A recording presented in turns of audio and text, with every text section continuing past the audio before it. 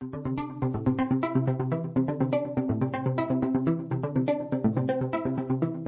welcome to the 12th house. If you love wellness, well-being, spirituality, and intuitive business and the fuck word, you're going to love this shit. I'm Michelle Pelazon, the host and head witch in charge here at Holisticism. Delighted that you are tuning into the episode today. Welcome. And if this is your first time, hi. We just finished up a deep dive on manifestation, a couple of episodes with some awesome spiritual teachers around the idea of manifestation that I highly recommend listening to after this episode. And if you've been tuned in for a while, then really hope that you enjoyed those. We got some great feedback. And a couple of you have asked if I've changed my mind about manifestation because I'm very fancy, very skeptical, very side-eye. I'm just going to admit it. I've admitted it many times before.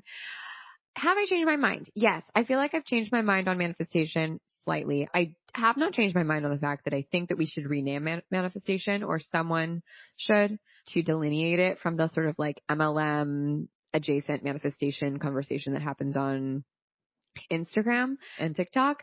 So this is my invitation to you. I'm a projector. Can someone out there who like cares about this stuff rename manifestation into something better? Because I think that we definitely flipped over the rock on like the new paradigm of manifestation that exists out there. It's not all just like what you see on whatever Goop and shit in the last couple of episodes. But I don't care enough about that to like take up that flag. So if someone else would like to do it, please do. I think that a rebrand of manifestation is in order. Maybe a new name, maybe just like a new vibe that doesn't suck and that's not all like hashtag love and light and bypassing and whitewashed version of like indigenous practices would be super cool. So that's my hot take on it. Maybe not a hot take. Maybe just an unpopular opinion that no one cares about. But if you haven't listened to the episodes, definitely recommend checking them out. They were all very good. And if you liked those, or if you've liked any of the episodes that we've put out in the last 8 months at Holisticism and at the 12th house, can you believe that we surpassed the 100,000 listens mark, downloads mark a while ago? So, wow, thank you so much. That's so cool. If you've enjoyed any of this, gotten any value out of it, just straight up are having a good time, it would be so helpful if you just hit the follow button or the subscribe button on Apple or Spotify or both. And if you're feeling like extra generous, if you want to go ahead and write a review, give us 5 stars, 4 stars even. We would love that. It means a lot. Just because like we make this thing and we cross our fingers and hope you like it, but also because we talked about manifesting through the algorithms with Jaleesa Cypress a couple episodes ago. And when you hit follow and you review, that tells the algorithms on Spotify and Apple to share this podcast with more people who might like it. And that's really helpful for us. So if you want to manifest more, quote unquote, manifest more conversations like what you hear on the 12th house in your real life, and more of this in the wellness and well-being space and spiritual space, like more of this, then vote with your algorithm, my guy, and just go ahead and smash that follow button. Share this with a friend. Oh, that helps too. Sharing this like via text or via IG stories. Oh my God, that makes such a big difference. People find us all the time through you sharing on Instagram. So if you could do that, it would be a lovely energetic exchange and we'd appreciate it very much. And we are doing a giveaway this month. Everyone who reviews the podcast and then sends us a screenshot of their review will be entered to win the 10X Your Community Constellation, which is, I think one of my favorite things I've ever made. It's an audio course on building your community and how to build your community from scratch. Even if you don't have any audience or any followers or a website or anything really, it's not about Instagram. That's definitely for sure. It's about like literally how to build community grassroots style from the ground up. And I share a lot of my trade secrets and exactly how I built Holisticism. And if I had to start over again, if everything got deleted off the internet that I ever have made, this is exactly what I would do again. So it works. And if you go ahead and review and send that in to the text message line below, then you'll be entered to win. May the luckiest person win. So we just finished up our manifestation episodes. They were fun. And we're diving into exploring meaning-making systems. So I'm obsessed with mental models and frameworks. And that also means that I'm obsessed with meaning-making systems because that's effectively all that frameworks are. Meaning-making systems are simple. You understand what they are, even if you don't know the exact definition. Meaning making designates the process by which people interpret situations, events, objects, discourse, and in the light of their previous knowledge and experience. So think of it as the lens that we view the world through, or the perspective that we view the world through. It's our worldview. And it's colored by something, right? Or created by something. Meaning making systems pop up all the time, all over the place, right? Like religion is a meaning making system. It's how we understand the world. But also like, political affiliation, that's a meaning making system, or a political party, or a political belief system. But also meaning making systems are things like astrology and human design and numerology and the Enneagram. And even I would argue probably like the tarot. And I love them because they help us orient in this world. And I think about this way: when you go outside and you're like on a lake maybe, or maybe you're on an icy road and the sun is shining so bright that you can't see anything, and it's really dangerous, right? Like you can see, but you don't like understand. So you're, let's say, driving down this icy road, the sun is shining and you can't see shit. And then you put on some sunglasses that have like, I don't know, UV protection or something. And all of a sudden you can see the road, you can see the ice, you can see sort of like, you can see the cars that are coming ahead of you and in front of you. And you're like, this is great. I can now see things. Fabulous. I'm probably not gonna slide out and die. Love this for us. And that's a great example of a meaning making system that's helpful. But when meaning making systems aren't helpful, it's like putting on blinders. So instead of using those lovely lens that helps you see more and helps you see more clearly and helps you see nuance and understand and make meaning of the world around you, meaning making systems can get shadowy and shady when they act like these blinders that we're putting on, where they make or distort our vision. They make our vision myopic or smaller. And we often apply meaning making systems sort of like above and beyond. And they start out being these wonderful things that help us make sense of the world. And they sort of devolve into systems that interfere with our ability to be in the world in a healthy way. And I think a great example of this is like QAnon people, right? Where they may have started with some perspectives and views that are meaningful and important and valid, and not only help them make meaning of the world, but also are not total conspiracy theories. There might be some weightiness to what they see and understand. And then they sort of go down a rabbit hole of that vision getting more and more narrowed in focus, and it inhibits their ability to be in the world. And all of a sudden, everything revolves around these conspiracies and this way of being. And when that happens at its worst, meaning making systems steal our personal sovereignty from us. But at their best, meaning making systems create freedom for our personal sovereignty. They create an opportunity for us to be like, I can make my choices, which is great. Anything that helps us not join a cult and really just pull our personal sovereignty back is a win in my book. So over the next couple of weeks, we're going to be talking about meaning making systems and where that line is. We're talking specifically about astrology, human design, and the Enneagram.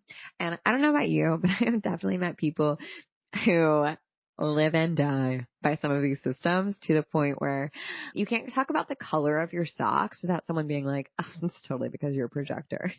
What are you talking about? Sure, but what? And I am delighted by the series of experts that we have that I got to speak to on this topic, and it's really fun. So I hope that you're able to sit in with us. And if you've ever sort of given these meanings making systems a side eye, or maybe you're like me and you start out super skeptical and then you like jump head first into a meaning making system where you're like, this explains everything. and you do apply it to everything. And then you kind of like pump the brakes and pull it back. And then you can create a healthy relationship with it. I think you're really going to like this. And our very first guest is Madi from Cosmic RX. I was so excited to talk to Madi. We actually got to talk for like 2 hours because we did a back-to-back podcast episode where I interviewed her and then she interviewed me, and we just had so much fun. And I loved hearing her diverse background. And, you know, she's had all of these jobs and everything has sort of floated back to her spirituality. And the other thing that I love is that she really has like gone through it. She as a business owner has had a ton of experience, and not all of it has been easy. And she says that on this podcast. And I really appreciated her grounded perspective when it comes to astrology. That's why I also love Emily Rousseau and Jordan Schomer, who are just really great astrologers in the holisticism community, who are super grounded and thoughtful and real people, but they're not like scare tactic-y around astrology and so rigid around it. I think that that's what happens sometimes with meaning making systems, is that they steal our opportunities to make choices for ourselves, because they steal our opportunity to choose our own destiny when they really don't have to. So I love this episode. I had so much fun talking to Madi. You're going to hear a lot about how Cosmic RX was born and how really it kind of just blew up in the last year or so, and that it's been a long time in the making. And I want to shine another light on the fact that there's no such thing as an overnight success. And I think Madi is an awesome example of that, of someone who has really honed their energy and their understanding of themselves in order to get where they want to go. And I think at the end of the day, that's what meaning making systems are all about, right? They help us understand ourselves, and they help us understand and empathize with the people around us. They help us, be more human and be more compassionate around our humanness. Because, dude, it's so easy in this internet age to not have compassion for people, to not view people as human beings who have hearts and fears and shortcomings, and to just sort of cancel people or eliminate people or delete people out of our lives the moment that we disagree with them. And my hope is that, meaning making systems, we can use meaning making systems to have compassion and empathy for ourselves and the areas of ourselves that we've shut down or ignored or hated or just like really given the stink eye to, and we can embrace them. And by doing that, we're able to hold space for those elements that inevitably exist in the people around us. And I think when we're able to do that, we have a much more liberating experience of being a human, right? An inclusive experience of being a human, because we're not perfect. None of us are. So that's the episode. I'm delighted to have you listen to it. I can't wait to hear what you think. And without further ado, here's Madi. Hi, Madi. Hi. So I'm obsessed with you, and I feel like we've probably hung out on like another dimensional plane, because we just vibe, and I love that. Yeah. We're on the same wavelength. We have like the same memories and thoughts. I'm like, definitely we're hanging out. I love that for us. I love that journey for us. So I'm going to ask you a question. I just want to get right into it. When did you know that astrology was real? What was the experience where you were like, well, shit, now I have to learn this? Okay, so the moment I knew astrology was real, that I had to like go deeper in it, always like heard about it growing up. My aunt's an astrologer. She also like studied with some really famous numerologists out west in California. So I was always like, okay, this is a thing. And like, I'd be like, yeah, that totally makes sense. But I probably what a lot of people can relate to is when I was younger, totally believed it in. Then somewhere along the way, I went to a very like normcore Muggle college university situation. And I felt Where'd you go to school? University of Maryland.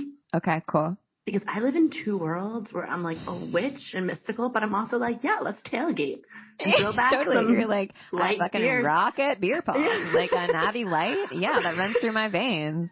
Absolutely. And that's on me being a very confusing human. So I, of course, got to college and just felt like, some people said they like didn't know themselves in high school. High school, I knew myself. I was weird. Wow. College, I was like, oh, I should kind of blend in more. Long story long, I just like abandoned everything about me that was like witchy or weird. I was like, I gotta fit in. I gotta get a job. I gotta go to a career fair. Like, do I be an accountant? That seems awful, but like that's what everyone's doing here. So what? Like, then I like imploded. I ended up moving to Costa Rica after I graduated college because I was like, I hate everything about like what this path I'm on. That was very helpful to kind of like rewild, connect back in, like shake off all of that dust of like, all the limitations I put on myself. But it wasn't until I never understood these two parts of me. And then when I really, as an adult, right before my Saturn return, started reading about my Pisces moon on my midheaven, I was like, okay, Virgo. Cause I'm like, my Virgo was like, get a job, do things normally, right. be an accountant. Like that TikTok, I'm an accountant. It's like, do something that like people understand and be in the business world. And I love like talking shop with like, you know, when you were talking about, you know, meeting with like the bro investor people, I'm like, I've always like been like, yeah, I like being able to hang out in those spaces. But I am also like artistic and weird and mystical and kind of out there, but I always wanted to be like taken seriously, whatever that meant. And I just didn't really know, I'm like, I'm an artist, but not, I'm spiritual, but something else too. And so reading about my Pisces moon on my midheaven was the first moment. I was like, oh, okay. And then I had only about 1 billion moments since then, but that was it. And I think most people finding their moon sign is like, oh, right. Totally. I would upvote that as a Scorpio moon. He's like, but why am I so intense? And like, I'm Pisces. I'm supposed to be like loosey-goosey and flowy and head in the clouds. And I just didn't identify with that at all until I understood. I looked at my full chart. Yes. And, you know, speaking of Scorpio, that was like my personal journey with astrology. And then when I started studying like collective astrology, what's happening to all of us, I'd be like, okay, I get it. But I remember when Jupiter moved into Scorpio, I was like, okay, Jupiter's going to be here for a year, expanding and giving us blessings and kind of like shining a light on Scorpio things for us. As a collective, I was like, I don't get it. And I was like tracking all these big planetary movements, and I was like, Scorpio, shadow, power dynamics, sex, sexuality, taboo, like what? And then 3 days later, like Harvey Weinstein news broke, Me Too movement, and it was like the Brett Kavanaugh hearings. I'm like, guys, so that was my collective aha moment. And then the moon was my personal. Wow. Okay. So you always were into it. You moved away from it. You had a retrograde, and then you returned. And absolutely. Oh, and being in your 20s is so confusing. To anyone listening to this in your 20s, your early 20s are weird. Dude, they're so weird. I know that everyone old says this, right? They're like, no, your 30s are the best. Your 30s are the best. The 20s are so hard, but they're so fun, but they're so hard. It is true. I mean, like, what advice would you give your 20-year-old self now? Or 20-ish self at the height of the like the height troubled of like the 20s. Weirdness, the troubled 20s. I'd be like, come here. This is all made up. Everything you're worried about is completely made up. No one has any idea what they're doing. That person you think has their shit together, that CEO, they don't know what they're doing either. Like, just have fun, be curious, follow the things that light you up. Don't worry about having your shit figured out, because that's lame, boring, and not even possible. So I think I was like, a lot of this doesn't matter, because I think at like 24, I was like, oh my God, I need to have a real job and like health insurance and like 401k and like all this stuff. And all my friends who, you know, had that went into their Saturn returns and everything like blew up anyway. So this is also before we had more awareness. I feel like now people in their 20s have more consciousness. Yeah. That's when I started to get into like my healing, but it was really on the side, and I felt really kind of ashamed about telling people like my interests or the things that were helping me. So yeah, my 20s, like 23, 25, 26-year-old self, I'd be like, stop sweating this stuff. Yeah. Yeah. Like be a little bit of a salute, you know, like, like be a little salute, have fun, get weird, just make it your job to be like curious and like try everything, you know, within reason, and just like explore, experiment, find out who you are. I like that. It's kind of this idea that you can't build a house on a rocky foundation. And if you start trying to build a life on an identity that isn't solid, which it shouldn't be in your 20s or 20s, they're about self-actualization and really pushing against your identity and poking holes in it. And so it can get stronger and more solid. It's breaking it down to build it back up. It makes sense that when people hit their Saturn return, it's not just a speed bump. It's like, you know, Miley Cyrus coming in on a wrecking ball, knocking down the house because there's no solid foundation there. You're furked, you know? Yeah, she's just straddling that wrecking ball and just gleefully knocking down every coping mechanism, every false, like, part of your identity you built up. And she's like, wee. Yeah. And you know what? You're making me think of something too. My Pisces moon is just always like, whatever, man. And then I'm like, forget things. I'm like, oh yeah, all those traumas that happened to me. Damn it. Up into my 20s too, I really, and in your progressive lunar return, the year before your Saturn return and your Saturn return, you are really like questioning everything that someone told you who you had to be. And it's like tied to like your upbringing, your roots, your home, your family of origin versus like what you came here to do and who you came here to be. And I grew up in an amazing home, big crazy family, one of 4 girls. My parents would both work for themselves. I think that's why I was like, wow. I just knew that I was going to work for myself. That's cool. Very cool. We also grew up in this like very conservative, like Christian environment. My dad is like he's like a mad philosophical poet, rambling man. Like he had me reading like Idiot's Guide to, the Quran and the Torah. But your dad sounds like my dad, just armchair philosopher. Yeah. Question everything, double Gemini Leo, just like, turn everything on its head, the kind of thing. My mom, just a little bit more of like very pure, very sweet, very Christian. And I grew up in this environment where I felt like the things that really fuel me now all seem in direct contradiction. I loved spirituality, but I also loved like this idea of business and entrepreneurship. And I also just felt like very, like, this sounds funny to say because I'm talking about my childhood, like very like sexually open or curious or just very like, like sex. Like it seems like something we should talk about more. And those like 3 interests, so to speak, of mine, the 3 things that I was always interested in like reading about or talking about or lit me up, all felt they could not be more like not tied together. Right. And growing up in this more like conservative Christian home, especially the sexuality part, was like, what? So a lot of my 20s were like playing like whack-a-mole or pushing balloons down in a pool, like pushing down my personality, only for them to like pop up at like the worst moments or like in the most self-sabotaging ways. So yeah, I forgot about that component of my 20s too. Yeah, those are like the most interesting and powerful parts of life are the areas that have the most power are the ones that are often the most taboo. Like we villainize them the most. We push them down the most because they have so much power. Absolutely.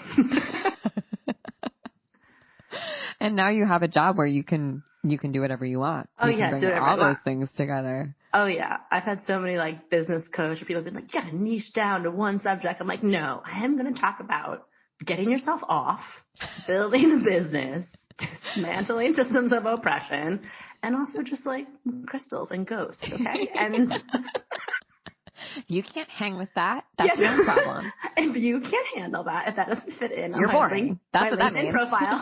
That means it means you can't sit with me. Yeah. Totally. I'm so curious. I want to double click on something that you said earlier about wanting people to take you seriously. And I resonate with that so much. And I feel like, I resonate with that as a main motivator for me a while ago. And now it's something that I don't think about a lot. And I'd be really curious how that's shown up for you and if that's still really part of your decision-making processes day to day. Yeah, there's a lot to speak on that. I will start off by saying definitely not part of my process anymore because I don't think you'd really be doing what I do or you do if that's like your main concern. Right. And I actually, almost to the other end of the spectrum, I forget that the things that, I've built my business on, that I work with people day to day on, the tools that we use to change people's lives completely, I forget that they're like, people don't quote unquote take them seriously. I'm like, yes. I'm like caught up. I know we were talking before where someone doubted to you that like wellness was a thing. There is something about like, I don't know, the heavy moving, like space of humanity, muggle life, like moves very slow. Sometimes I'm like, I thought we all were on board at the very least that energy was real. Like right. I was like, we're still like having that conversation. We're still talking about like food is like good or bad for you. Like, I was like, oh my God. Yes. I'm like, yes. I'm like, oh, and then therefore like you don't like, not everyone's like hep to at least like certain things. I talk about energy, like the moon affecting us. Like this is like low level 101. So yeah, I definitely stopped caring a while ago. And I won't say it was easy. It wasn't like one day I just woke up and was like, I don't care what people think about me. I think it was a mixture of feeling, really passionate to do what I do, feeling really purpose driven, and feeling like I had permission from my birth chart to do what I wanted to do. Like, Cool. Okay, this is what I'm here to do. And then from there, just watching like the proof in the pudding of like watching people's lives around me completely transform, take a 180, people stepping into these really like empowered, aware, sovereign versions of themselves and then helping other people. I'm like, even if this is like fake, something's working here. Yeah. I think, like you said, just being in circles and being in inner circles from other businesses I owned. I've had the privilege of just, hanging out with people who are celebrities or high up in their field or cool founders and hobnobbing, in New York City, and just being like, you're not on some pedestal that I thought you were on. You're also just have wounds and you're figuring things out and you're maybe putting on a better, like glossier, like front facing image to the world of it. But I think the combination of like being captivated by purpose, passion, the proof, and then realizing back to what I would tell my 20-year-old self is like, who do you want to take you seriously? Because like these people, like no. And so it's something I haven't really thought of in a while, but just you bringing that up, I remember that was something like in college in my early 20s. I was like, well, I don't want to be like an artist or an entrepreneur because I want people to take me, I want to do something that's like, and of impact and that I'm sort of smart. And I think a lot of that has to do with, I am white, able-bodied, cisgender, straight woman. So I don't carry a lot of identities that have been systemically ignored or disrespected or oppressed. But just even being a woman, some of the conversations that, we had previously, every job I had, my boss hit on me. Every time I thought I was doing something because of how smart I was or how clever I was or how strategic I was, it always somehow came back to like someone making a remark or staring at my rack or thinking that they were interested in me because of my ideas, and then they just wanted to, make a move on me. So I think that I had a chip on my shoulder about being like, no, I want to be serious. Like, I don't want to be this woman who people just look at as, however, and when I say people, I mean white men, the bros. And that was like a big part of my personal narrative that I had to rewrite that story for sure. Wow. And okay, first off, thank you for sharing that. I resonate with that. And I'm sure many people can resonate with feeling like gaslit by your capabilities and also how people treat you, thinking that you're getting something for one reason and then sort of out of nowhere getting sucker punched and be like, actually, who knows? Who knows why you got that? It's maybe because someone wanted to fuck you. It's maybe because you're good at your job. Who really knows? It's really hard to disentangle. And I feel that a lot of people who experience marginalization, when I talk to them, especially like my friends who are Black women who are founders who are raising money, one question that comes up a lot is like, am I not getting money because of my identity? Am I not getting money because my idea is bad? Because they're telling me it's because of my idea. But is that true? If I were in a different body, would they be giving me a different answer or a different set of feedback? And you really don't know because we have these singular experiences, right? We can't go trade bodies for a day, Parent Trap, Freaky Friday style. It's actually like crazy making. It's a complete mind fuck. And you doubt so much about yourself and your talent and your experience and what you bring to the table. And I think it's another tool, whether consciously or subconsciously, that was created to distract us and to be out of that place of power. Because you're so busy, like, especially before you really, self-actualize and step into a place of like knowing what you bring to the table, you just spend so much time in this like self-doubt or imposter syndrome or then there's also the qualifier. Like, did I only get this because they were trying to like diversify here, or like it's a mind fuck in every way. And I think it's just about having conversations with other people and being open about it. I also did spend, truth be told, 6 years of my life where I'm like, I'm not working with any men. I just needed to like detox. Same. It's like, I'm never going to work with a person like that again. I'm now open to it. I'm not going to, but I needed to heal. I needed to heal. I needed to, we all have to go. I had to go like heal. Exactly. My little sanctuary, get my strength back. Now I'm ready. I'm back. I'm ready. She is ready. Do you think that, because I know you have a business partner. First off, oh my God, I found out about you because of and I thought this person is brilliant. Whoever is behind this is brilliant because of a viral Instagram post that everyone was sharing about that they got from Cosmic RX. That was like all of their astrology in like a Mad Lib style share. And I was like, whoever did this is a genius because they're capturing a bunch of emails and this is going viral and whatever they do is going to just pop off. And how brilliant. Like, what a G. I can't wait to see what they end up doing. And then you launched your podcast and I was like, she is a G. I knew it. Like, I called it. And this is so cool. And I'm curious, have you always been a business genius? And how does your business partner play into that? You know, for me, so much of this has been like, especially the Cosmic RX, Cosmic Revolution, spiritual component of like this business has been just a path of like, okay, what do people want next? And it's been very like blindfolded, like just taking a foot out and just trusting the next like step where rock will appear. Because we started doing this with my business partner. I was running my other two businesses. I had a cold pressed juice shop in Montauk, and we did like nationwide shipping and orders. We worked with restaurants, huge business. And then we had a coffee shop in Brooklyn that had its own like viral success. And wait, what coffee shop in Brooklyn? It's no longer there. It was called the N Brooklyn. Yeah. So we had this shop, and again, just there following one thing from the other, like throwing things at a wall. Every part of my business has been like a milestone of like my personal healing journey. And it was right after Trump became president, and I was like, we all need something here. So it's like, I got this download of like, we're all going to be like waking up a lot over the next 4 years.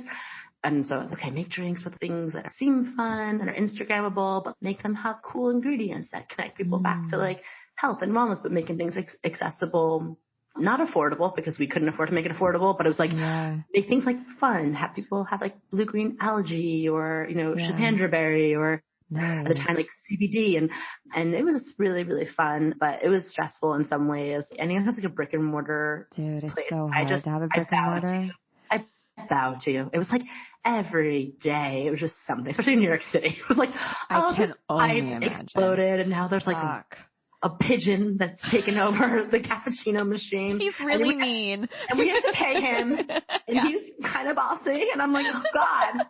Okay. I mean, like the stories I could just tell you from that, but again, so much learning. And I was running these like moon circles in Montauk because I kind of grew up studying astrology very lightly from my aunt. I returned to it. And for me as a, female founder, I was working with 4 other male business partners, and they were all related. So it was like, oh my gosh, you were working with a family business of men. Every life lesson I've had to learn, I've learned it through my business, because I was like, oh yeah, you're going to have to learn about like boundaries and like standing up for yourself and defending your intuition and your ideas. And I am very grateful for that experience, but it was also like challenging, and self-care and honoring yourself as an entrepreneur is hard in general because no boundaries, constant demands on your time, energy. You're not making a ton of money. You just feel like it's like having a new baby, but like forever. I was like, oh my God. I'm like, it really is. Not like, trying to scale and find the support, and whatever it was, it wasn't like super healthy how we were growing our business. We grew very fast. I was like, I have to start working with things that are cultivating and helping take care of like my inner world. And that's when I started like doing these moon circles. I literally had a dream that was like, get the women in Montauk together, do some moon work. And I was like, okay. And I like brought it up to my friend who was like a boss, like manager at this big restaurant there. She gathered everyone.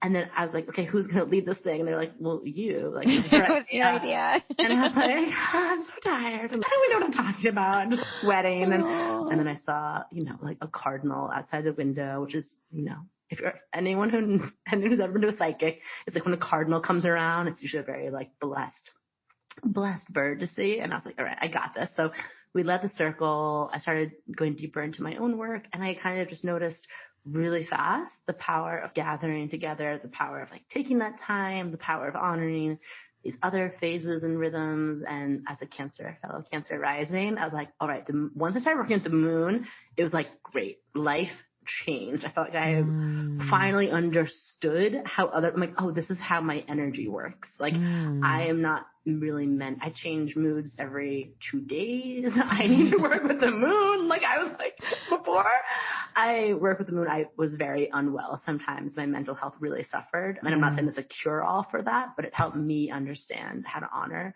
that. And this woman started coming to the circles. She was a really talented photographer, my now current business partner, Audrey. And she's like, we should do something with this. Like, you should do more of this. And I was like, how? I'm so burnt out. I have like no bandwidth. And she's like, no, like what you're teaching people here in these circles and what you're working on, everyone needs to learn. And I was like, huh, what? And at the time I was like, we can make a website and a YouTube channel. And I was like, no, what? Like, I'm like, you're like kicking and screaming. She's like dragging you. My like Virgo Pisces is like, or I could be a mysterious witch in a hill in a secret forest that only certain people come to find me. And she's like, no, I'm like, I don't know. It makes me uncomfortable. We literally were just like, all right, let's just start. And I had a few just, wild spiritual experiences of the universe basically shoving me in that direction. And so many things. I'm like, so many tangents, but basically I was like, okay, I'm going to do this. And exactly, what you were thinking about, one of the things that fueled you with Holisticism is I was like, if I work with people one-on-one, I was doing some healing work on the side, readings, energy work. I was like, I can only maybe at best affect 1,000 people in my life, like how busy I am right now. And I was like, I want to teach people the tools that have helped me a lot. I want to amplify and create platforms for other people doing this work. I just want everyone to experience this part of themselves that's so much bigger than like what they experience their day to day, all of like everything, mindset work, embodiment work, bringing more pleasure in, working with astrology. I'm like, I just want to make all of this, bring it to people, but I had no like clear business plan. We just started like throwing stuff at the wall. We're like, okay, we're going to do events in the city. We're going to do like crystal readings. We're going to do, and we just kept like, we would do something and we were there for one thing and everyone liked like this other thing we were doing. So we'd be like, okay, now we're going to do that. And it was a very fluid, like we were like, we're here to serve people. So if they don't want that, like we were doing meditations, but they were actually more interested in hearing about, something, affirmation work. We're like, okay, we just kept following that. And we actually created that birth chart decoder. There's like similar things that just exist out there, like Mad Lib things of astrology. It's like, this is so smart because you have to pop it in yourself. It just helps you understand astrology. Like people look at a birth chart. It's the most powerful thing you can look at in terms of understanding, or I believe, your soul's blueprint, your gifts, your, all these things you have to share with the world, your obstacles, your shadow. But like, we just look at it and either think it's fake or it seems so overwhelming. Yeah. And like, it's a different language, or it's also very gate kept in certain, now less so, but at the time. So we just made this thing to do at events at Soho House. We did like 4 events and we're like, let's just make this thing just so people can like look at their chart in a way they understand versus just, cause again, I was like, I'm talking to a big group of people. A lot of them, this is their first experience with astrology. I want them to like get it. Yeah. We made that thing. We forgot about it. We just like sat there. We hated the way it looked. We're like, this is not even like, we didn't even like that thing. We're both perfectionists in certain ways. We're like, we need to do it better, different. It just like sat in the ethers with my LinkedIn profile out there. And then someone like a year later, someone found it and it just like popped off. A year later? Oh, like the internet is such the a internet. space. People, it's such a space. The internet, do not underestimate the internet. Do not underestimate. Seriously. It's like one big manifestation cord of like, you don't know what's going to be amplified or sent out. And then it's like, oh, we have a lot of people signing up. Oh, okay, cool. Oh, our website just crashed. Oh, we have this. Oh, we have that. Oh. And we're just like, whoa. And so we're like, okay, this is something that people are interested in, clearly. So, then we've kind of shifted and now we feel like very clear in our business model. But at the time when like the first time, and then it went viral again, like we don't know why again, like a few months later, but it's been very affirming. And now we feel really like clear where we're at, but we could have never have like made this, like sat down and done like a business plan, like 4 years ago, predicting where we'd be now, because the world has changed so much too. Like people are changing. And that's one thing I always like tell my clients in terms of like one of my intuitive business principles, like you have to be open and adaptable, especially if you're doing something that you want to be service oriented, because just shoving something down someone's throat because you perfected the product 4 years ago, if it's not helping people, that's not what they're resonating with, then like that's not service oriented. Like you got to go back to the drawing board a little bit, which sucks. It's expensive and it's an ego check sometimes. Yeah. And you see why people don't do it. But that was the journey of the decoder. Wow. Okay. First off, I just love what you said. I have a really great mentor who reminded me a lot when I was building Holisticism. Fall in love with the problem, not the solution. And the solution that you've created for what you think is the problem, which is what happens so often, right? We're like, but I love my service that I'm offering. It's the key. If only people understood the value of it, of course it would go viral. If only people got it. People just don't get it. We think we have to do better marketing, we have to do whatever, like make the website prettier, redo our branding, when in reality it's like, maybe put a pin in that. Go back to what the problem is that you're here to solve and listen to the people that, if you fall in love with the problem, you have to fall in love with the people with the problem. And that goes back to service, right? It goes back to humans and like why we're here. I love that you innately know that. And it's, probably because you've also been running businesses for a long time, and business is just trial and error. Like, so much. It really is. I think people underestimate how much you're just like, well, let's hope this thing works. And if it doesn't, we got to fail fast and, change things up.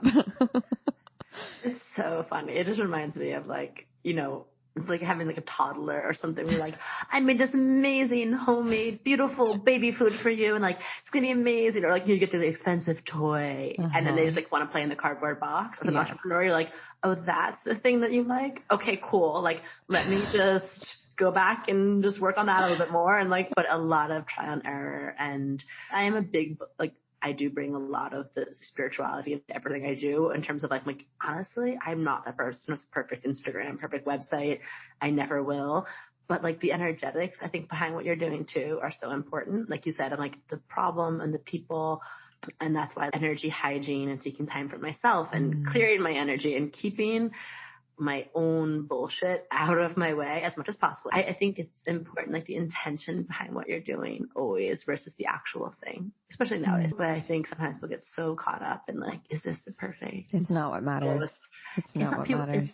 It's flat, I say. It's dead, vibrationally. I'm that's just a thing. Whereas if you're so clear behind the why, before I put this post out, what am I trying to say? How do I want people to feel? What's the thing that I want to activate in them? The remembrance or the awakening or the oh yeah, I need to hear that. I always say everything I do is transmission. I'm not great. I'm stumbling over my words, messing up this post, spelling errors, but the transmission, a lot of what I do is just energetics and just having to release the perfectionism of the actual final results. Yeah. And there's so many archetypes that play into the perfectionism archetype. It's kind of propped up by other energies or identities. And sometimes it's that perfectionist is actually imposter syndrome. And so it's the I'm not enough, or I want people to take me seriously because I don't think they're going to take me seriously, that kind of rears its head in a different flavor. And I notice my perfectionism comes up as lack of moving forward. I'm afraid to act because I'm afraid to fail, right? And so it's easier to just not do the thing than it is to put the thing out and potentially get rejected or fail, even though that's stupid. No, but I'm sure so many people are just nodding, yeah. That exactly that paralysis of I'd rather just not do it than have it get done perfectly. Right, then possibly fail, which is wow, what an arrested life you must, what if we made all of our decisions from that, we wouldn't live. But it sounds like you've come to terms with so many of your identities and figured out how to walk between your identities. And I'm curious how astrology does that for you. It sounds like that sort of metabolization of who you are came with your second foray back into astrology. So how have those two things worked together? Absolutely. One of my dear friends, Colin Bedell, who has Queer Cosmos. Yeah. He was one who got me back into astrology in terms of professional. He's you need to dive deeper into this. Wow. You need to study this. And I was I'm not an astrologer. Or I'm already doing a million things. And he introduced me to one of his mentors who was doing a course. And I sat there and my first day of class, I was oh my God, thank you. And to call them after. I was like, this course is so great because it's helping me feel so much more grounded and feel like everything I'm learning is so much more easy to wrap my mind around and like quantifiable. He's like, that's weird because usually when people start studying astrology, it's the opposite. Like it like opens them up to this weird universe of like so many possibilities and so much to learn. And I think my Virgo brain just likes the compartmentalization. And I always say astrology, it reminds us how like unique we are and how we're just one of us in our chart. It's so like wholly unique, but we're also so connected to everyone else. And we all share like all 12 signs of zodiac. We all have the same planets and same asteroids in our chart. So I was like, okay, like this is also giving me permission to like be myself in my own chart, but to also study all these different aspects of life that are interesting to me. Because I love being an entrepreneur, but to be a healthy entrepreneur, you want to understand how's your community vibing, how's your community living, how's your sexual health and your intimacy, how's your communications, like, and the chart as this like wheel and graph, I'm like, these are the 12 like main areas of our life that we get to work on like every year and recommit to just one thing at a time, working through the season, or understanding like where we have a lot of superpowers in our chart or where we have like some obstacles and opportunities to grow in our chart. And it just helped me feel like permission to do all these different things I want to do at once without having to like niche down or be like just a sexual coach or just a mindset person or just like, I'm like, no, and that's like the very mutable part of me is very expansive. I'm like, and I have to have things new that I'm studying to like, feed my life force. So astrology, it's expansive, but it's also digestible all at once. It gives me that perfect expansion contraction that I needed. And I love to do that for other people. Listen, when it comes to working on yourself, growing, stepping into yourself, self-actualizing, it can be really overwhelming. And the first step, it'll make you run. Make you run. It makes you be like, no, I'll go back to bed. I'm going to go back being asleep. Yeah. No, see why no one does it. It's like, no. But, you know, using your chart as your guide to yourself, first and foremost, and then using seasons and transits to know I don't have to do everything at once. I don't have to be all things at once. I can work on right now. Gemini season. All right, time to re-up and reinvest in my communications. Checking with my friends and my connections. Like even something as simple as that. Just working with the moon and the zodiac is a game changer. Astrology always reminds me that life is long. We have so much time. We should live our lives simultaneously. Like we have so much time and also like death's at our door. And that you've got 30 years for Saturn to return back into your chart. So like you got some time to work on this thing. It doesn't have to be instantaneous, and your identity can shift with the planets, with the moon. Like the way that you perceive and see the world will shift. And sometimes that's out of your control. And all we need really is to have awareness around it. And to me, that's so like freeing. Awareness has been so freeing. And astrology's helped me understand how different we all are. And I will internalize something when something goes wrong. Hardcore guilt tripping. And one thing that astrology's helped me integrate is just something that we're going through right now. Like things aren't hard because you are inherently flawed or that you messed something up. Things are hard right now because that's the season that we're in or that's the transit we're in. And that hardness is teaching you a different way of being or like living. Madi, that's a big one. Oh my God. I mean, I could cry how much astrology has given me because I was like, always that person like, things are hard right now because I messed something up. Yeah. Right? Yeah. And that pulls you away from everything, pulls you away from people around you, pulls you away from your joy. It pulls you away from like your genius. So that's a really common cognitive distortion, I think, that we see in wellness and spirituality. And it's called heaven's reward fallacy, that if you're good, good things will happen to you. If you're bad, bad things will happen to you. So if you do good things, then you deserve good things. And I feel like we see that a lot with manifestation talk, right? You manifested that, whether it's good or bad, because of your actions. And while, of course, our actions have consequences, it's not always linear. It's not always sensical. Right. And so we're saying that like, people who bad things happen to like deserved it or like what they people asked. Yeah, they deserved like, it. They asked for it. What? Kind of like, fucked up, you guys. Right. Like when you guys, I think I know.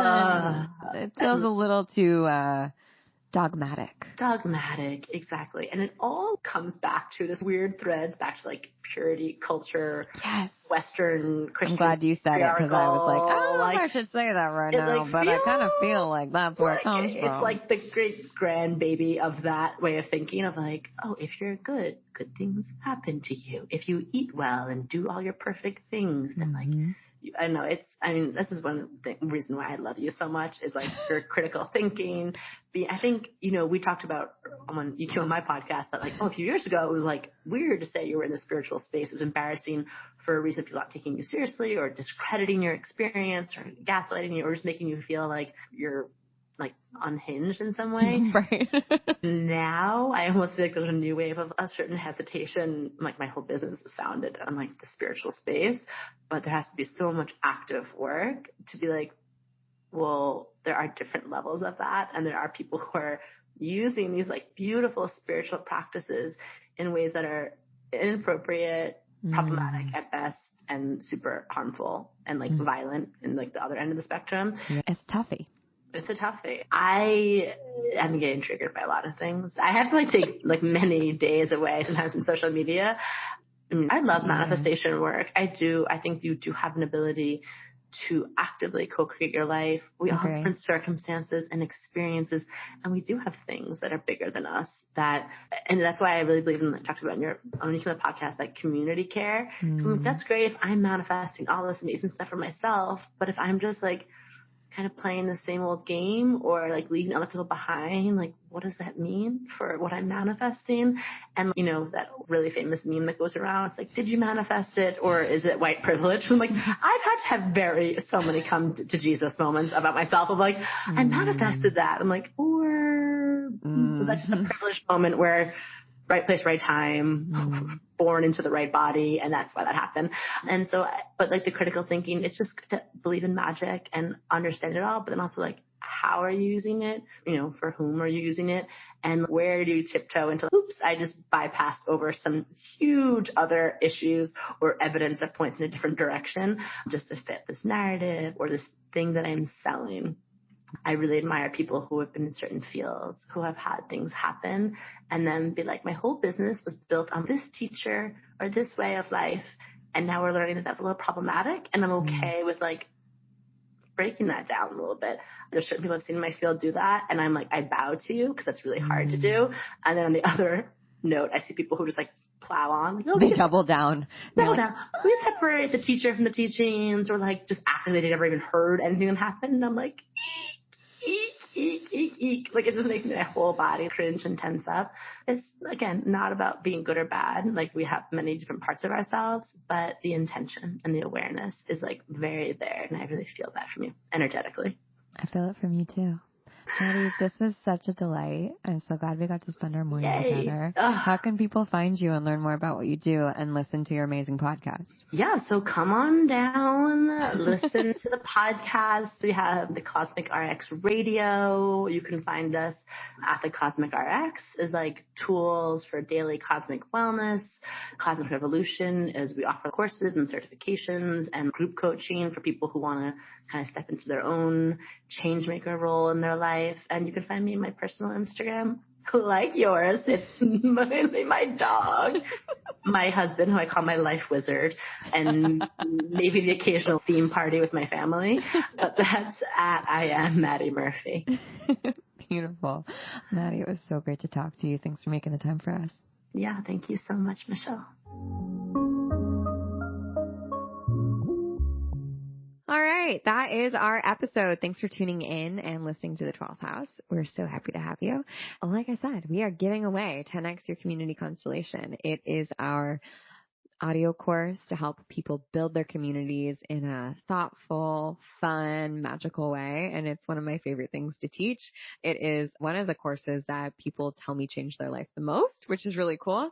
And it's something that you can do. You can probably binge it in like a day if you really wanted to, if you're very motivated, and begin applying it immediately to your life. So it's an awesome little course. And if you want to win it, you can give us a review on Apple Podcasts, take a screenshot, and then send it our way via text. All right. I'll be back this Friday to talk a little bit more about intuitive business. And until then, I'll see you on the internet. Bye.